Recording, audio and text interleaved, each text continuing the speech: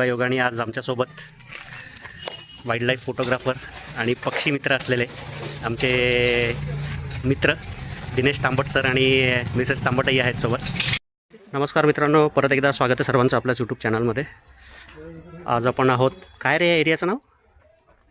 Ward क्रमांक 6. अरे वा, दैत्यसुदन मंदिराच्या बाजूला दैत्यसुदन मंदिराच्या शेजारी लोणारमध्येच, जिल्हा बुलढाणा. इथं ह्या फरशीखाली एक साप आहे ज्याला आपल्याला रेस्क्यू करायचं आहे. बांधकामाचं काम चालू आहे सध्या इथे.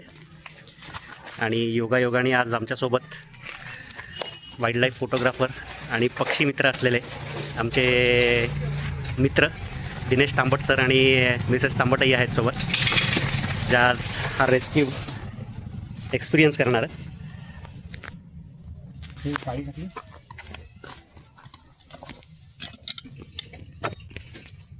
हातलो का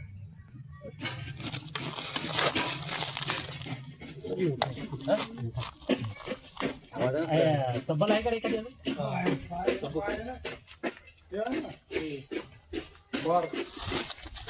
वाकून घे तिच्या खाली भेट थांबे सर सर हे टाकतात ते इथं टाकी. तिच्या खाली वीट टाक ना पहिले कमलेश. घे पुढं तसं नाही, डबल नको टाकू.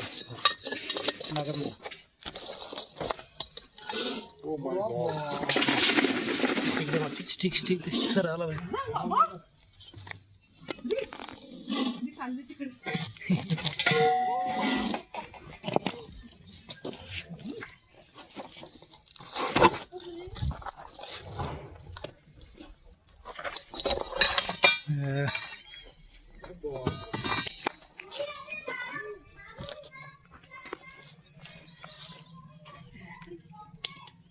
चांगल्यापैकी अडल्ट असलेला इंडियन स्पेक्टॅकल कोब्रा, भारतीय नाग, जो एक विषारी साप आहे. न्यूरोटॉक्सिक प्रकारचं विष असतं या सापाचं.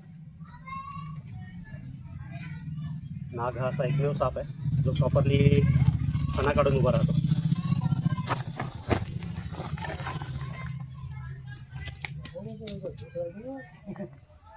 करूया.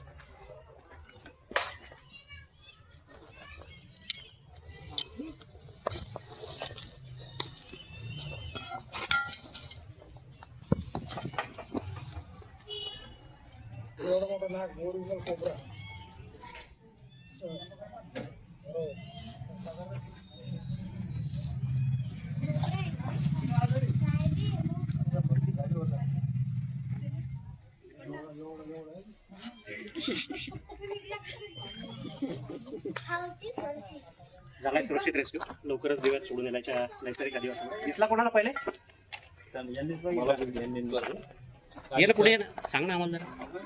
आम्ही सहज बांधकामाबद्दल यांची चर्चा सुरू होती की प्लायवूड कसे बघणं सुरू आहे म्हणून. आम्ही सहज त्या प्लायवूडकडे बघितलं तर याची अगोदर मला त्याचं वरचं तोंड दिसलं, तर म्हटलं इथे साप आहे. पण तेवढं बोलण्या ज्यांनी बघण्याच्या अगोदर तो फरची खाली गेला, म्हणून आम्ही तुम्हाला त्वरित कॉल केला. आता सगळ्यात महत्त्वाची गोष्ट आहे, काम करणाऱ्या लोकांनी थोडंसं कुठलंही सामान डायरेक्ट उचलू नका.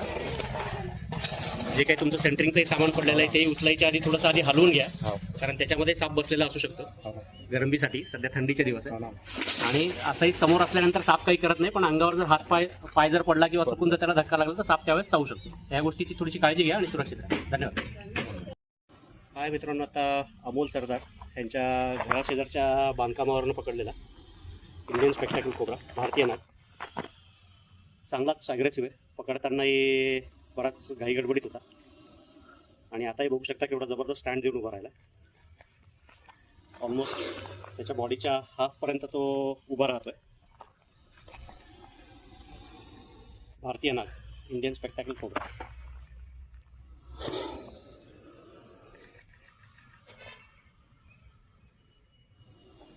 आधी सांगितल्याप्रमाणे नाग हा असा एकमेव साप आहे ज्याला प्रॉपर फणा असतो, हुड असतं. बाकी कुठल्याही सापाने मान वर उचलली म्हणजे फणा काढला असा प्रकार नाही आहे.